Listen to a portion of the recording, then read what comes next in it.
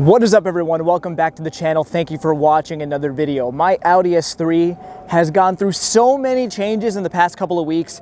I'm so happy to have the car exactly where I wanted. Exactly the plans that I had for it is exactly what got done.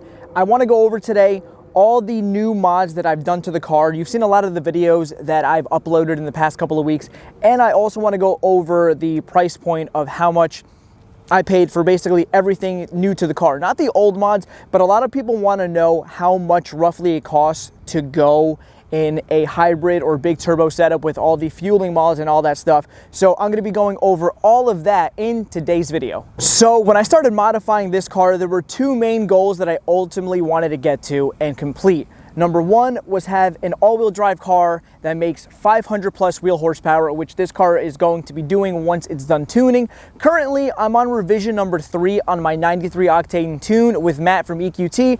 After we're done with the 93, he said probably one more revision and we're done and the car will be good. The car rips like crazy already, by the way. And then we'll start an E85, and then that's when it's going to make huge power. And then the second thing was to run 10-second quarter miles. That was the two main things that I wanted to accomplish when I first got this car, and now we're at that point right now. And when I am running a 10-second quarter mile, I want to be as comfortable as possible, and I want to be wearing the nicest clothes as possible. And that's why I want to thank today's sponsor, Into the AM. So Into the AM is a clothing company that strives to make the most comfortable and high quality clothing while also being affordable. Right now, I'm rocking their sweater and jogger bundle set, which is super comfortable. The quality is amazing. It has a really nice fit to it. It's not too loose and it's not too tight. I'm also rocking their snapback hat that you could also find on their site. They have so many different clothing options, from basic tees to graphic tees. They even sell underwear, and maybe I'm giving too much information, but I'm also wearing their underwear right now too.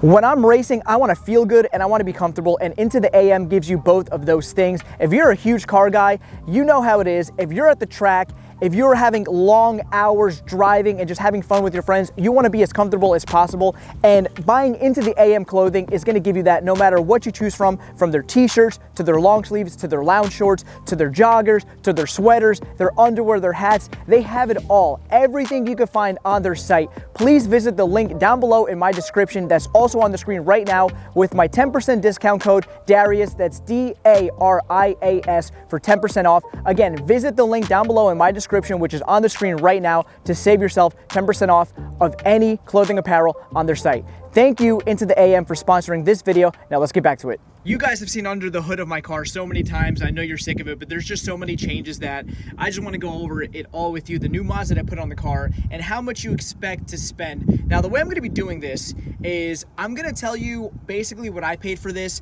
Is going to change for everybody, because if you do go used or you get deals on certain parts, there are many different ways that you could go about it if you decide to buy new. So the price may vary depending person to person.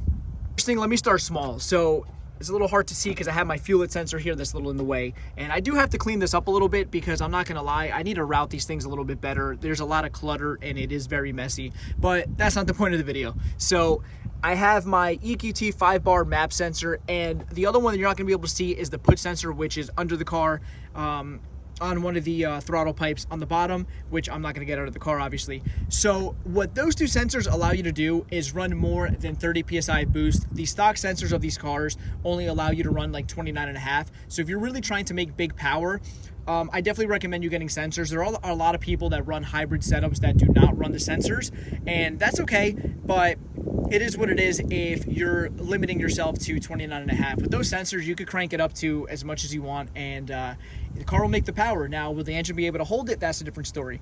But that's the first thing that I've changed on the car, are the sensors. The second big thing is going to be the MPI kit, which I went with the CTS MPI kit. I'm sorry. Shout out to CTS because they gave me a great deal on it. I'll go over that in a little bit. So basically the way it works is, and I've explained this before, but we have the fuel rail. I have a Euro manifold as well, and again, I'll go over what that is. But I have my MPI kit. Here is the low pressure sensor right there. My fuel line coming off of the high pressure fuel pump up here to a T, and then it feeds down this way and it gets blocked off at the end, and then that goes down to the regular fuel system. And what the MPI kit does is it sprays fuel directly into the engine. There are 4 new injectors. So right now the car has 8 injectors. It has the regular 4 for the direct injection, and then it has 4 on this rail on the bottom for the MPI. The MPI kit does is basically just gives the car as much fuel as possible so it never runs out, the car will never lean out, and it gives you enough fuel to run more than hybrid setups. I believe these systems are rated for like 600 to 700 horsepower without any issue. I'm running the 980cc injectors, which is overkill already for what I need, but they also have a 1300 injector option as well. But again, that's like overkill. You don't have to go anywhere near something as much as that if you're just trying to run, 500, 550 horsepower. Now, the one thing that I can't show you, but I'll put some clips overlaying it from my old video, is the EQT brushless low pressure fuel pump. That is one of the biggest mods that you need to do to make power in these cars if you get a hybrid. You have to upgrade your fuel system. It's basically a must. If you don't do it, you're not going to get the benefit of what the car can do. Some people do run like a high pressure fuel pump only, but you're not going to make that much power. I just don't see a reason to just only run a high pressure fuel pump. But again, everybody has a budget, everybody has their own kind of goals in mind, and I understand that. Now, the EQT brushless low pressure fuel pump is rated for like 600 plus wheel horsepower. Again, this car is not going to see that unless one day I need to build the engine or I decide to go that route. But this is overkill already, the fuel system that I have for what the car's going to be making. So that is a huge part as well. And like I said, I'll put a couple of clips overlaying from my install so you guys can see what it looks like. And that's one of the most important parts of this entire build.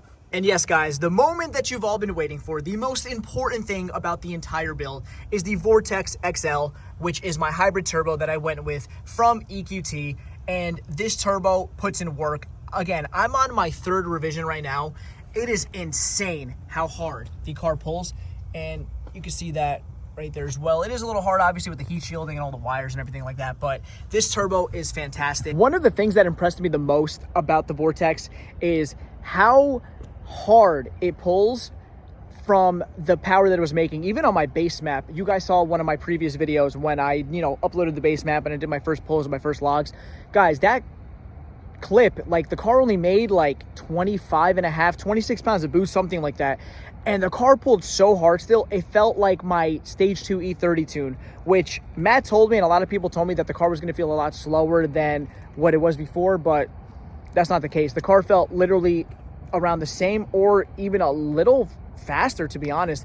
And then my 2nd revision blew everything out of the water. Car made 30 pounds of boost. It was pulling super hard. Like, it's incredible. And now on my 3rd revision, which you'll see a video on that as well, the car's making 32 pounds of boost, and this is a 93. The car pulls so freaking hard. It's insane. It's insane. I cannot imagine what this car is going to feel like on fully 85 when that time comes, but it's insane. But those are basically all the mods that you have to do to get yourself into a hybrid setup if you want to do everything the best way, in my opinion, and the correct way, in my opinion. But now let's go over the most important things, which is going to be how much everything costs.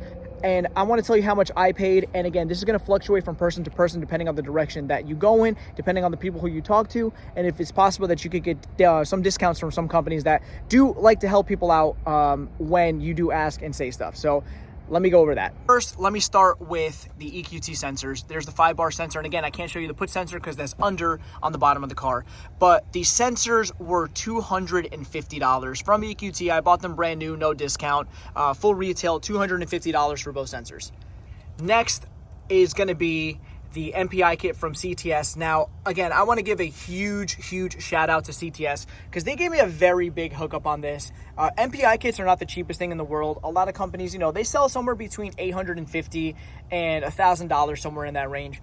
And they gave me a huge discount. I paid to my door shipped $500 for the kit, which is, like $300-400 off of what they sell it for. So huge shout out to CTS for hooking me up with this. Again, I still had to pay some money, but $500 is a big deal in my opinion, and it was a big savings for me, and the kit's worked great so far. Matt told me that there's no issues with the kit the way it's running, and it looks really nice. Like I said, when I go to clean it up a little bit, kind of run the wires a little bit better and kind of manage how my engine bay looks. Again, this isn't the prettiest engine. These cars are very ugly and notorious for having ugly engine bays, but that's okay. I will definitely recommend this to anybody, and it's done a great job. the other thing that I got that I didn't really mention before in the clip was the Euro manifold. What this does, it's basically, it comes with the nutserts already to mount the rail, so you don't have to drill into your OEM rail. And then it comes with the openings for the injectors already drilled out. There's just holes. There's nothing that you have to drill. You don't have to worry about any of that. So you can keep your stock manifold. If you ever want to go back to stock, you don't have to be like, oh, I already drilled it, maybe I got to get another one. Whatever the case is, this was only $160. So EQT and a lot of companies that do tuning and all this kind of stuff, they actually recommend a company from eBay that actually sells like really, really good Euro manifolds that don't give any issues whatsoever. And the lucky thing is they're from Jersey, so I was able to get it literally like next day. So this was only $150 for the manifold. So $500 for the MPI kit and $150 for the Euro manifold. Next thing is the EQT low pressure fuel pump. Now that's one of the pricier mods. Another thing that I like paid full retail for because it is what it is, you know, so support the companies that are helping you out. So I paid $1,350 for the low pressure fuel pump. Now, yes, that is a lot of money, but the reason why, you can go with other options. There's other companies that make them, like the PM4 controller with like the Walboro pumps and stuff like that. But my thing is, when you get a brushless system, you don't have to wire anything. You don't have to like worry about the controllers going bad. Like this is literally plug and play and you don't have to do anything else. You plug everything factory like and you're good to go. You don't have to worry about weird wiring. You don't have to worry about things going bad wiring jobs, bad grounding jobs. Like, I don't know. I feel like for the price, it gives a lot of peace of mind. Yes, you could probably save a couple $100 going another option, but RS3 brushless pump styles are just expensive. Like that's just the name of the game. So the pump was $1,350. Now, last but not least, obviously is the VORTEX turbo.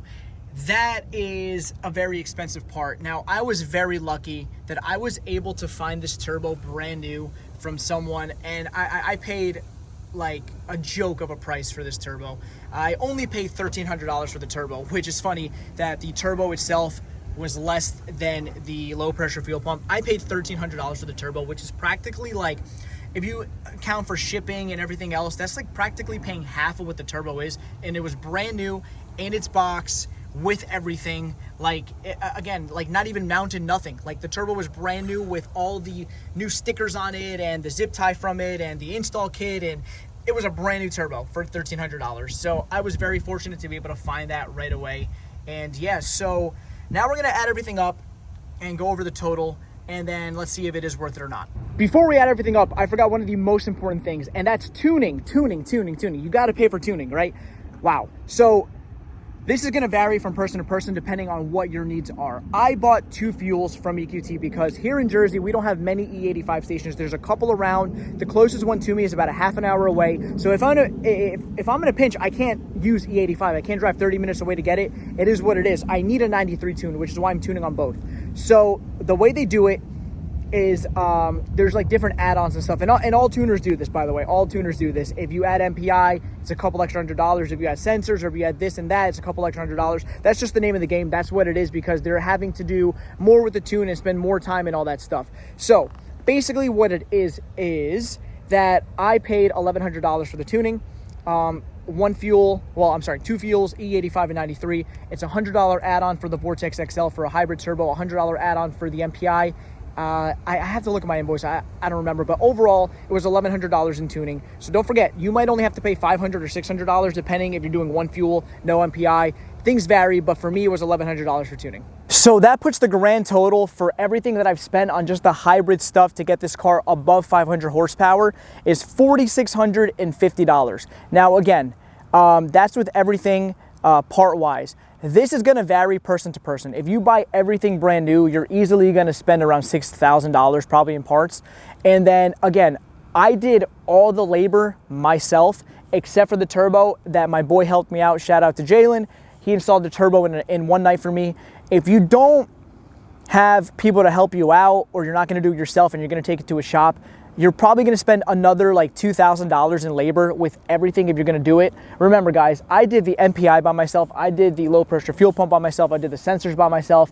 Everything's been done myself on this car, intake manifold, all of that was done by me. So if you're going to do the labor by yourself, and you find parts about the same that I paid for, or maybe a little less, a little more, you could be paying around the same that I did. And the crazy thing is too, guys, is that I don't think people really understand the capability of the MQB platform, where you can spend that kind of money and you'll make the same power as like a stage 2 RS3. On E85, I'm not 100% sure, but like definitely on like 93, this will keep up or probably beat it. People forget, like, this could be a mid to low 10-second car, even with rate reduction. There's people that like maybe even a high 9. I'm not saying mine, I'm saying like people out there. This car will never become a full race car. That's just not what I want to do. But if I were to like gut out the whole thing, do like a lightweight driver's seat, the way the car is on fully 85 on a kill mode, this could probably be a 9-second car. Why not? Like with a bunch of like things out of it. But beyond the point, an RS3, for example, is like $55,000 to $60,000. You could spend $20,000, $25,000 less with all of this and make the same power. So it's kind of like you could definitely have a fast car for a really good price. And that's what I love about this platform. Yes, it's hard to compare it because the RS3 5-cylinder, the exhaust note is ridiculous. They sound really good, and there's just like a certain charm and charisma about having like an RS car. And obviously I understand that because that's what I wanted, and I could have done that. I did think, you know, a couple of like months ago, maybe a little longer, that I might have traded this in, like parted out, and then have gotten like an RS3, but it's kind of like I would have spent more money a month with that, have to redo the parts, tuning and all that stuff, where I could have just put a little more money into this and make the same power as an RS3, because I would have never gone hybrid on that, you know? So it's 100% worth doing it on a car like this. Obviously, the $4,650 that I spent on all the mods to go hybrid is not the only thing that I have into this car. I've bought other tuning stuff for this car, intercooler, exhaust, downpipe. There's a lot of money elsewhere that I've had to spend on this car. The thing is, I go in stages. A lot of people just go full kill. They'll buy this stock and then just go straight to hybrid. So you'll save yourself a lot of money there because you're not going in increments. I like to do it because I like to enjoy my car in different stages. Like right now, the way it is on 93 is the fastest it's ever been. It's an absolute beast. I'll have fun with it like that, and then E85. So I think my plan is actually going to be, once the 93 tune is done this coming week, it should be when I get my last revision where Matt says that everything is 100% good to go. That's my final map. I'm going to take this to the track and see if it's possible that I can run high 10-second pass. Then when I finish my E85 tune, we'll take it back to the track and see the difference, see what it runs there. I'm expecting to trap like 125 miles per hour on 93 and somewhere around like 130 on E85. That's kind of what I'm thinking is going to happen, but I could be wrong. So yeah, is it worth it 100%? I feel like it's not a lot of money to spend to have a car that makes that much power, in my opinion. If you guys have any questions at all, I'm gonna try and leave all the links to everything down below in the description like I always do. And I just hope that, you know, this kind of motivates people that are on the fence about doing something like this to just go for it, because the car feels absolutely amazing. I did not expect the car to be that fast, and the tuning is still not 100% done. So it's kind of ridiculous. So anyways, guys, hopefully you did enjoy the video. There is just so much that has gone into this car. I absolutely love the way the car is. It's just been performing amazing. I have no complaints at all about the car. And again, if you guys have any questions, please leave a comment down below. I'll be happy to answer anything that you need. And also, again, shout out to Into the AM for sponsoring today's video. Check out that link. It'll be the first one down in the description below. But please like, comment, and subscribe. It lets YouTube know that I'm doing a good job. I'll see you guys in the next video. Have a good day.